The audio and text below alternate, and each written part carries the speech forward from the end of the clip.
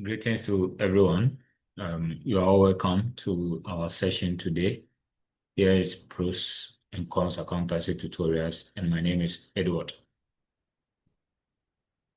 We want to continue with what we started the last time on IAS 23.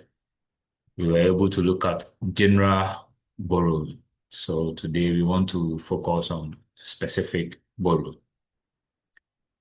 We mentioned that borrowing cost itself is the cost that we are incurring in going for funds or going out for borrowings or loans to support our business. But when we talk about the IAS 23, we made mention that it is the cost we are incurring on our borrowing in order to construct a qualifying item. So basically, that borrowing is a borrowing that we've made to construct a qualifying item. And we said a qualifying item is an item that will take a substantial period or an asset that will take a substantial period to complete its production or construction, right? Now on on borrowing, we made mention that there's a period to start capitalization of borrowing, a period to suspend capitalization of borrowing, and a period to also cease or stop the capitalization of borrowing. I think in our earlier video, we made mention of all these things. So I would advise that we watch that video to get more knowledge on it before taking the chance to watch this one as well. Okay. Under general borrowing, we said the general borrowing is where the borrowing already exists in the company, and we are using part of it to support the work we are doing, or we are taking part of that borrowing to construct the qualifying asset. So if we have not just one pool in the organization, let's say we have about 2 borrowings within an organization, we will have to calculate for what we call a weighted average cost of capital. So anytime that we take part of the money, we multiply it by what the weighted cost of capital to be the borrowing cost or the interest that we are incurring on that amount. In fact, we did a lot of explanation on general borrowing when we met the first time on IAS 23. So our advice, we all try and then watch that video. Right. Okay, today we want to focus on specific borrowing. What do we mean by specific borrowing? In our earlier explanation on general borrowing, we said the amount already exists within the company. The borrowings already exist within the company. This is specific, so it is specific to the qualifying item that we want to construct. So in any case, it means we will have to go out and borrow this money. Now, if you are asked of the difference between general and specific, we go outside specifically to go and borrow for the project. But general, it exists within the company, and we are taking some to what? We are taking some to construct the asset. So that is the basic difference between general and specific. Right. So the last time we made mention that if you start your capitalization, let's say from January, and activities, everything ends, let's say in December, there's a possibility of a suspension.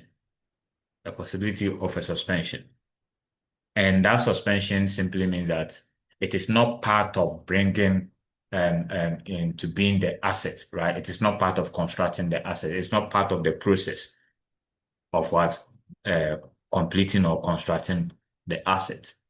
In that case, then whatever borrowing cost within that period, we will not be able to capitalize, but rather take it to our P&L as a finance cost or as an expense. Yes, that also stands for specific borrowing. But the issue is under specific borrowing, we have also what we call the investment income.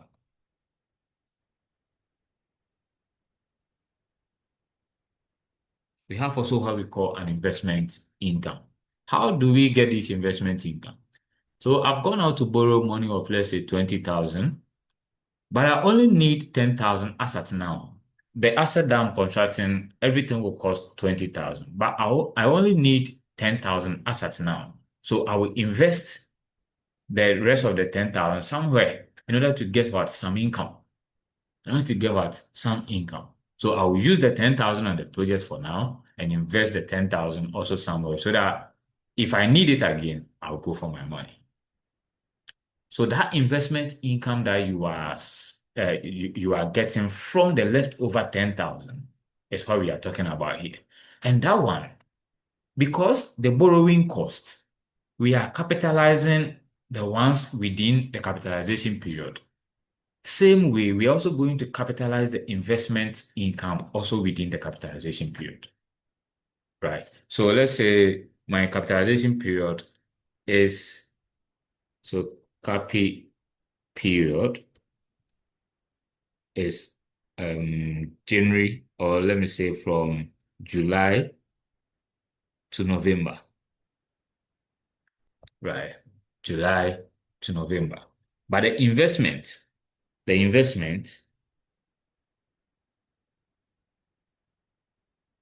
so the investment started somewhere from January to let's say August.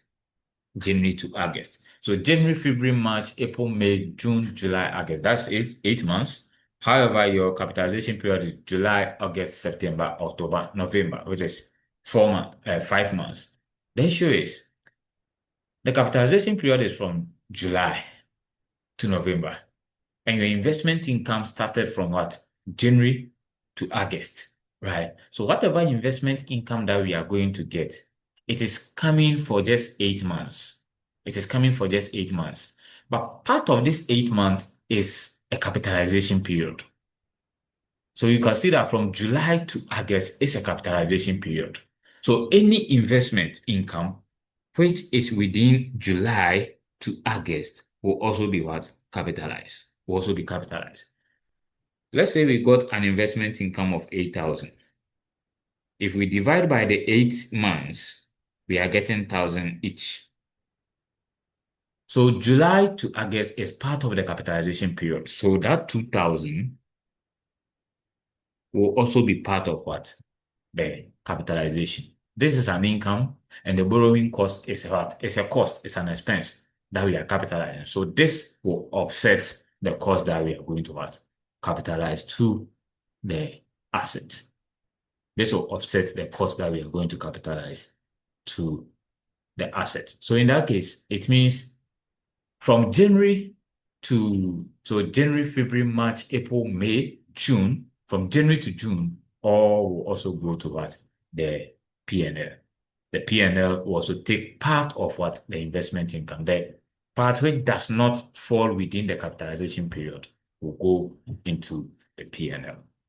Whereas the part that falls within the capitalization period will be added as, will also be capitalized as part of what? The cost of the asset. But because it's an income, you have to reduce the asset by that. Okay, so let's try and then break it down very well so that we will all understand the basis behind this. A minute, let me clean this so that I can understand it very well. So we have a borrowing, let's say we have a borrowing cost of 30,000. And then the capitalization period. This borrowing cost spans from, let's say, January to December. Right, so that is 12 months. But the capitalization period is what? Is April to November. The capitalization period is April to November. And then we have an investment income.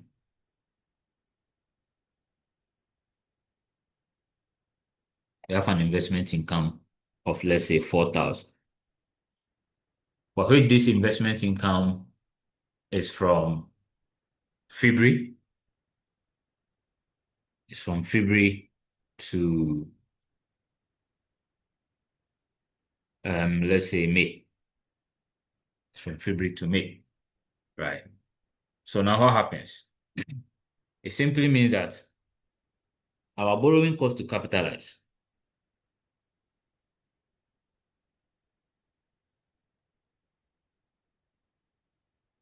the borrowing cost to capitalize is going to be how much?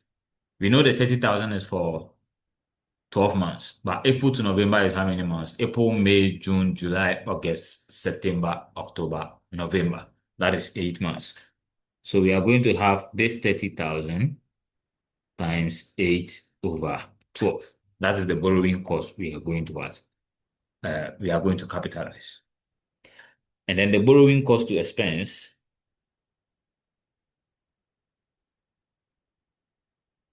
meaning it does not fall within the capitalization period, will surely be 4/12 times 30,000.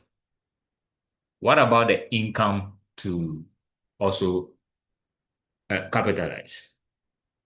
Investment income to capitalize. So the investment income to also capitalize, we have the income falling in between February and then May. So February, March, April, May, that is just for 4 months, right? But if you look at our capitalization period, it starts from April. It starts from April. So the only investment income that we can capitalize is what? April and May. April and what? And May. So that's just 2 months. But the total investment income is for 4 months. So we are going to get 2/4 times 4,000, giving us 2,000. And then for our borrowing cost to expense, 4 divided by 12 times 30,000 is giving me 10,000. So surely here will be 20,000. Right. Good. What about the investment income to our P&L? Investment income to P or L will also be equal to, because it's 4 months, it will also be equal to 2/4 times 4,000, which is also equal to 2,000. Now, in dealing with this, we are going to capitalize a borrowing cost of 20,000. So the amount to capitalize, so total amount to capitalize will be what? The borrowing cost of 20,000 that we are capitalizing, then we less our investment income within the capitalization period, which is 2,000. So this will give us 18,000. 18,000. So this is what we are going to capitalize, the borrowing cost we are going to capitalize. Now, what to expense? The borrowing cost to expense is 10,000, and then the investment income that will also go to the P&L is 2,000. Is 2,000. So best is to take a scenario and deal with it so that we can end our session on IAS 23. So let's take a scenario.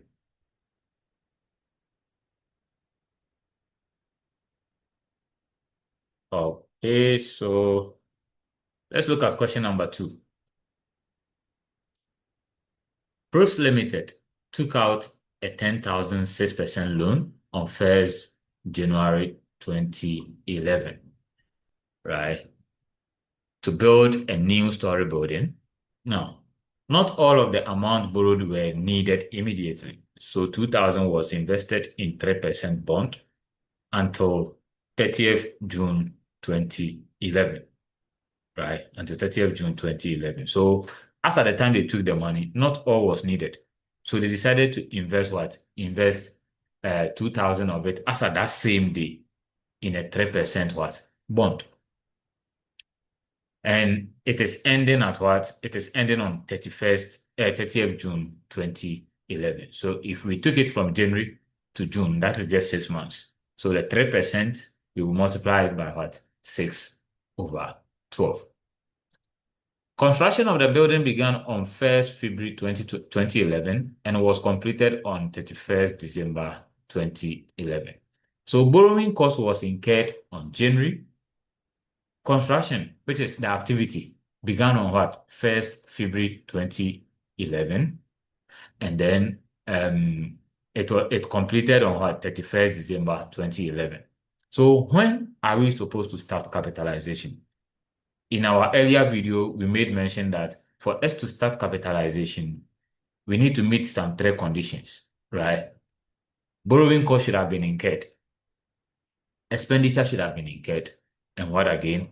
And then activities should have what? Commenced. So here you can see that borrowing cost was incurred in January, 1st January, right? But activity commenced when? Activity commenced 1st February. So we can start capitalization from what? February. Activity commenced 1st February, right? What about expenditure? Nothing shows when expenditure, because even if you look at it, they made mention that not all was needed. It means as at the 1st January, part of the money, 18,000 was needed. So even we can say expenditure was incurred on 1st what? 1st January. Expenditure incurred 1st January, borrowing costs incurred 1st January, but activity commenced 1st February. So our capitalization period will be from what? 1st February to where? From 1st February to 31st December. So let's go and deal with the borrowing cost to capitalize.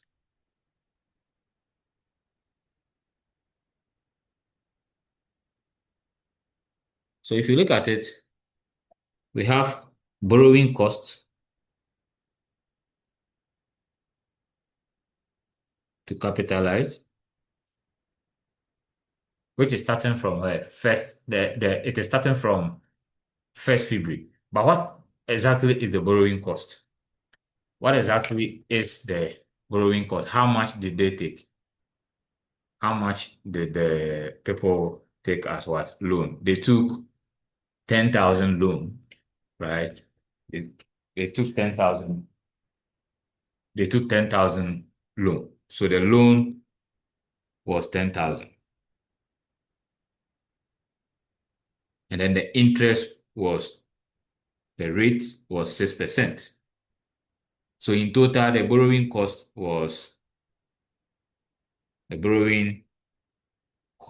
in total was 0.06 times 10,000. 0.06 times 10,000 will give us 600 cedis, giving us 600 cedis as total. Now the borrowing cost to capitalize. What is our capitalization period? Capitalization period, we know, is 1st February to 31st December. 31st December. That is 11 months, isn't it? So borrowing cost to capitalize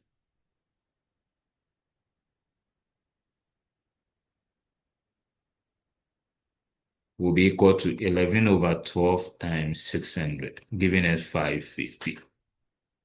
And then borrowing cost to expense, which is the January one. The borrowing cost to expense is 1 over 12 times 600, giving us 50. Not all the money was needed in January, so they decided to invest. So investment income. Investment was 2,000 with an interest rate of 3%. So the investment income will be equal to 2,000 times 0.03. 0.03 times 2,000 will give us 60. Will give us 60. Will give us what? 60. But remember that this 60 is for 12 months. This because if an interest rate is given to you, it's given to you for per annum, right? But we invested for only what? 6 months. So the interest we are getting, the investment income we are getting is this times 6 over 12. So what then happened? It means 60 divided by 6 divided by 12 will give us 60 times 6 divided by 12 will give us 30. Will give us 30, right? Half of 12, half of 60 will give us 30. With this 30, part belongs to the capitalization period, part belongs to what? The period that we are not capitalizing. So which part belongs to the capitalization period? The capitalization period is from February to December. But this interest, it started from January to June. So from February to June is part of the capitalization period. The February to June is part of what? The capitalization period. So investment income to capitalize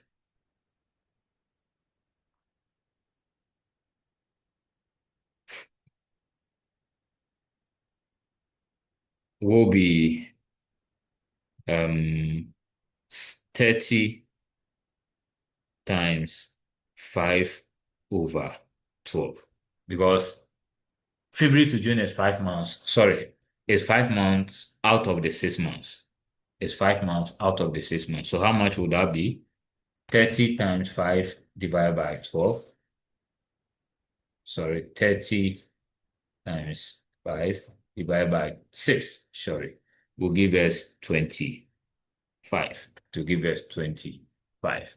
Then what about the investment income to P&L? So investment income to P or L will be equal to 30 times 1 over 6, which is going to give us 5. So the amount to capitalize,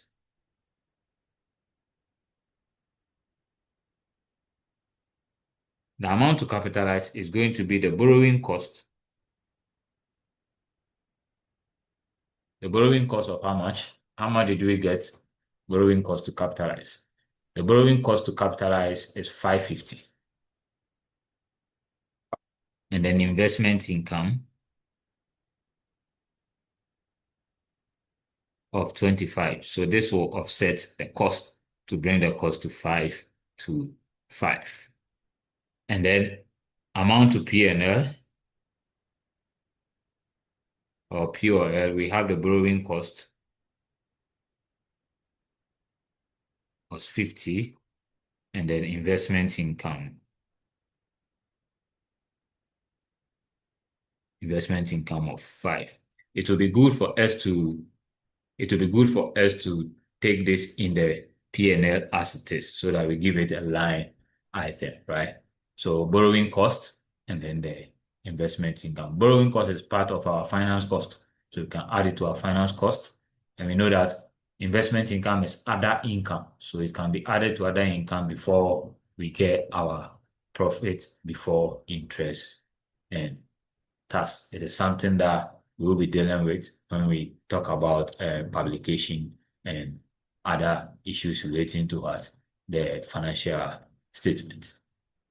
So basically, this is how your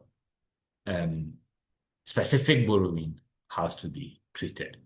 This is how specific borrowing should be treated. So under specific borrowing, the amount that you borrowed, the interest on it is the total interest you are supposed to pay. But just that some will fall within the capitalization period, some will fall outside the capitalization period. And if you borrow the money and you don't need all, you can invest some in what? In bonds, other things, so that you get income. The income you get, the part that falls within the capitalization period should be subtracted from the borrowing cost that you are going to capitalize. So that at least that borrowing cost will come down. And the part that does not fall within the capitalization period, take it to the P&L as what? As an investment income. Now we should know that one thing which differ here is that for specific borrowing, we have what we call the investment income. But General borrowing, there's nothing like investment income. Somebody will ask why. The issue is this is money for general borrowing. It is money that we have in the company. We didn't take the money specifically for the production of the or for the construction of the qualifying item. We took the money for something different. We went in for the money for something different. But because we are not using it and we are like, oh, take part of it, you use it on your job. When you finish, you see what we do. So you can't come and now take some of the money to go and invest. If we were supposed to invest, the money will not be there. If we were supposed to invest, then that money will not be there. So basically, that is the reason why we may not have we do not have investment income in the general borrowing. All right, so this is where we will end our IAS 23. If, like I always say, if you have any challenge or any issue, you can just put it in our comment section. Then we will make sure to reach out to you. Right. So today, this is where we will call it an end. This ends us on the IAS 23. Please, as I said, if there's any challenge at all, just put it in the comment section. If you have also any recommendation for us or any standard that you want us to talk about, you can also put it in the comment section. We will be ready to share the ideas with you.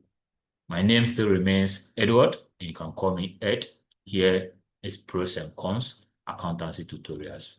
I say a big thank you to you all for the comments that you have been giving to us and the sharing of our videos. We can see that our subscription has also increased, and we thank you all for the like that you give to our video. I will still plead that you subscribe to our channel, share it to friends if you find it interesting. We will be glad to also share in their joy and also however they want us to reach out to them. Thank you very much. Bye-bye.